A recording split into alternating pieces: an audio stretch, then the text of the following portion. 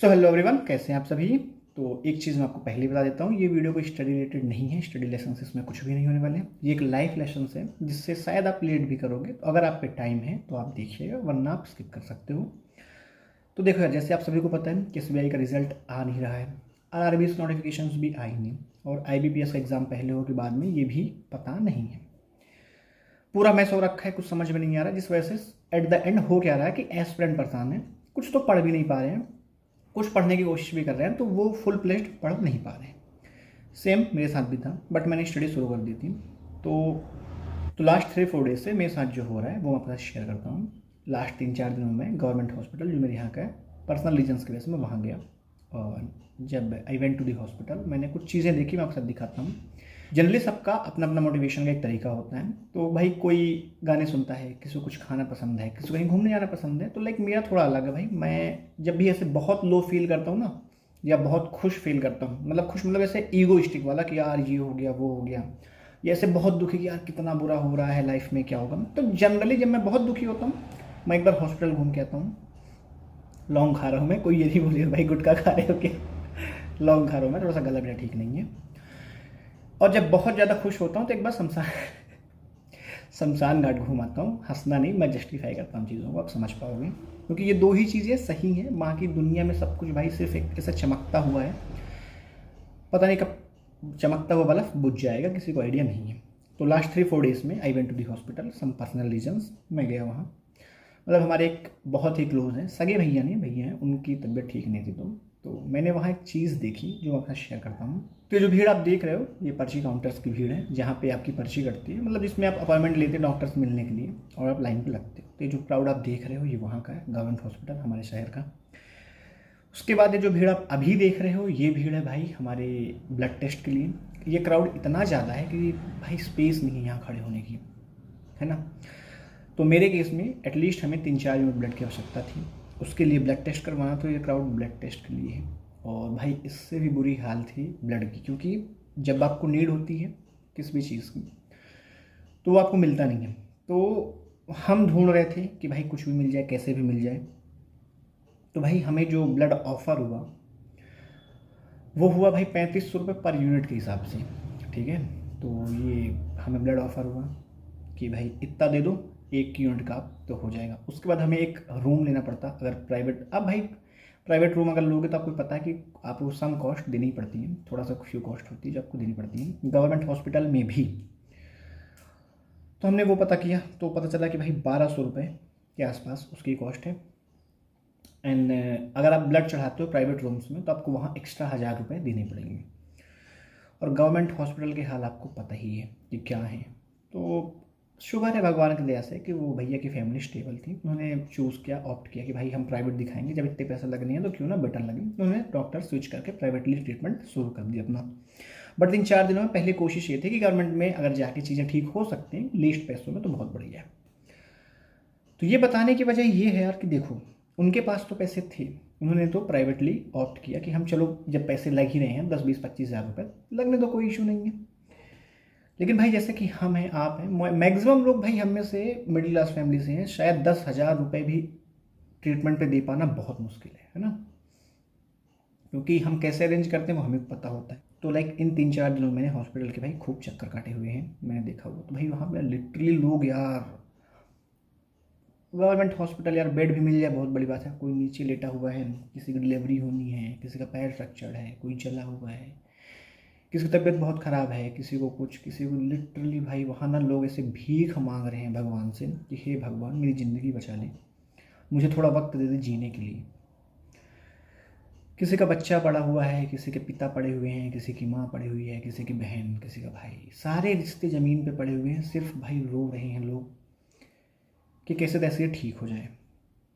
तो भाई जब आप वहाँ जाओगे ना, कभी ऐसे मतलब कभी ऐसे बहुत लो फील होना यार कि क्या हो रहा लाइफ में, कुछ भी अच्छा नहीं हो रहा, सब बुरा हो रहा है, क्या करेंगे हम। तो एक बार ना ऐसे गवर्नमेंट हॉस्पिटल जाना, यूजुअली मैं ऐसे ही करता हूँ, मेन गेट तक एंटर करना, सारे रूम्स जितने भी आपके वहाँ हैं, आप एक बार से वैसे घुस के घूम के देख के निकलोगे ना, जब आप बाहर आओगे और अपने आप को, सिर्फ अपने आप को देखोगे, जिस पोजीशन में आप हो, आपको लगेगा कि भाई हम बहुत अच्छी लाइफ ऑलरेडी जी रहे हैं। कुछ अच्छा हुआ तो बहुत बढ़िया, नहीं हुआ तो कोई बात नहीं, एटलीस्ट हमारे पास एक सही सलामत शरीर है, हमारे पास टाइम है, हमारे माँ बाप स्वस्थ घर में पड़े हैं। क्योंकि जब आप भाई घूमोगे ना उन हॉस्पिटल्स को, तब आपको समझ में आएगा भाई कि हम किससे छोटी छोटी चीज़ों में परेशान हैं कि यार रिजल्ट नहीं आ रहा है, पहले क्या होगा, बाद में क्या होगा। हम एफर्ट नहीं डाल रहे हैं चीज़ों को ठीक करने के लिए, उल्टा हम बहाने ढूंढते हैं कि हमें ना पढ़ना पड़े। लेकिन जब आप ये चीज़ें देख के आओगे ना अपनी आंखों से, तो आपको रियलाइज़ होगा भाई कि पढ़ना क्यों ज़रूरी है। लिटरली हम टाइम वेस्ट कर रहे हैं यहाँ पे, एक एक घंटे 2 2 घंटे रील सरका लेंगे, पर हमसे पढ़ाई नहीं हो रही। पर वहाँ पे लोग भाई भीख मांग रहे हैं कि हे ईश्वर थोड़ा सा टाइम और। तो भाई तो अगर कभी लगे कि चीज़ें अच्छी नहीं चल रही हैं, एक बार घूम के आओ, आपको समझ में आएगा कि लिटरली आपके पास जो वक्त है, आपके पास जो टाइम है, उसका बेस्ट यूटिलाइजेशन कैसे होगा, आपको क्यों पढ़ना चाहिए। क्योंकि यार मैं तो सही बता रहा हूँ, लिटरली सोचो अगर हमारी फैमिली में से भगवान ना करे ऐसा किसी के साथ हो, बट मेरे कहने से ऐसा होगा। आपको भी पता है कि अगर तबीयत बिगड़ी और आप स्टेबल नहीं हो, आपके हाथ में जॉब नहीं है, आपके पास इतने पैसे नहीं कि आप प्राइवेट लेके जाओ, तो हो सकता है आपके माता, आपके पिता सब भाई वहीं पड़े होंगे और हम सिर्फ हाथ में हाथ धर के भाई खड़े होंगे। क्योंकि आज हम क्या कर रहे हैं, हम तो भाई रो रहे हैं रिजल्ट के लिए ताके हुए हैं, एग्जामिनेशन नहीं हो रहा ताके हुए हैं, कौन सा पहले होगा इसमें परेशान है। हम लिटरली भाई एफर्ट नहीं डाल रहे हैं चीज़ों को पढ़ने में, टाइम नहीं जा रहा हमारा, हम वेस्ट कर रहे हैं, आग लगा रहे हैं टाइम को। तो ये चीज़ शेयर करने का बस मोटिव ये था कि अगर आपकी लाइफ में बहुत बुरा फेज चल रहा है और आपको लग रहा है कि भाई इससे बुरा क्या होगा, तो एक बार जाओ देखो, आपसे भी बुरे बुरे हाल में लोग बहुत बेहतरीन कर रहे हैं। तो भगवान ना करे आप लोग कुछ ऐसा सीखो, इसलिए वक्त की कीमत समझो, जो टाइम है पढ़ने में लगाओ, क्या होगा क्या नहीं वो सब छोड़ दो यार, जो होगा सब बहुत बेहतरीन होगा। क्योंकि जिन चीज़ में आपका बस नहीं चलता, उस चीज़ के लिए सोच के आप कुछ नहीं कर सकते हो। तो जो आपके हाथ में है, जो चीज़ आप यूटिलाइज कर सकते हो, ध्यान उस पर दो।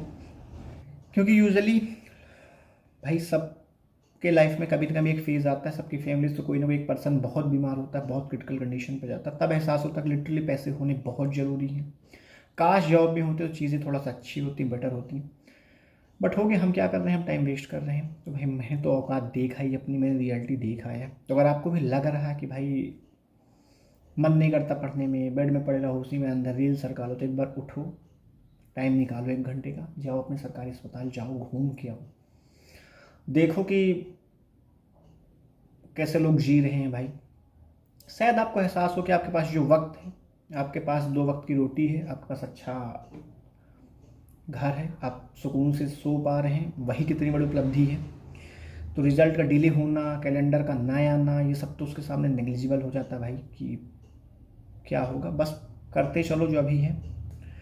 और लिटरली बता रहा हूँ भाई, जब आप अस्पताल घूम के आओगे ना, आपको एहसास होगा कि हम बहुत अच्छे सिचुएशन पे हैं यार।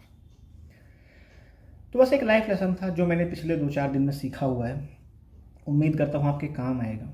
और बात रही भाई शमशान घाट जाने की, तो जब भी कभी आपको ये महसूस हो कि हमने बहुत हासिल कर लिया लाइफ में, हम बहुत बड़े हो गए हैं, या कभी भी आपके अंदर किसी भी चीज़ का ईगो आ जाए कि आपके पास फ़ोन बहुत अच्छा है, आपके पास लैपटॉप बहुत अच्छा है, आपके कपड़े बहुत अच्छे हैं, आप दिखते बहुत सुंदर हैं, किसी भी चीज़ का ईगो, जब भी आपको लगे कि मेरे अंदर ईगो आ रहा है, एक बार शमशान घाट होके आओ। जब आप वहाँ कदम रखोगे गेट के अंदर ना, तो वहाँ पे कई चिताओं की ना ऐसे राख पड़ी होगी, जिसको आप रौंद रहे होगे अपने पैर के नीचे। और जो राख होगी ना, वो आपसे ना जाने कितनी बड़ी बड़ी हस्तियों की राख होगी भाई, जो आज आपके तलवों के नीचे पड़ी हुई है। तब वहाँ आपको एहसास होगा कि भाई कितना भी कमा लो, एट द एंड औकात उस धूल जितनी भी नहीं बचनी। तो ये 2 रास्ते हैं, जब भी बहुत ऐसे एरोगेंस आ जाए किसी भी चीज़ों को लेकिन, तो बस शमशान घाट घूम आइए, आपको वहाँ अपनी हैसियत पता चल जाएगी। ऐसे कभी बहुत लो फील हो कि यार कुछ अच्छा नहीं हो रहा, क्या होगा, तो एक बार हॉस्पिटल घूम के आओ, आपको वहाँ से फील हुआ कि यार लिटरली आप बहुत अच्छे प्लेस पे हो ऑलरेडी। तो जो आप पे टाइम है उसको बेस्ट यूटिलाइज़ कीजिए, पढ़ाई पे फोकस कीजिए, कंसंट्रेट कीजिए चीज़ों के साथ, बहुत से मेस में मत पड़िए। लाइफ में आपको क्लियर होना ही पड़ेगा, तो उस क्लियरेंस के लिए आई सजेस्ट एक बार हॉस्पिटल घूम के आओ। अगले ही क्षण से आप पढ़ने लग जाओगे, आपको भी पता नहीं चलेगा कैसे। तो भाई ये एक लाइफ लेसन था जो मैंने सीखा। और ये चैनल भाई इसलिए नहीं है कि मैं सिर्फ पढ़ाई शेयर करूँगा, चैनल का नाम ही है द लास्ट माइल, एक आखिरी दूरी या एक आखिरी कदम, जो भी आप समझ पाओ।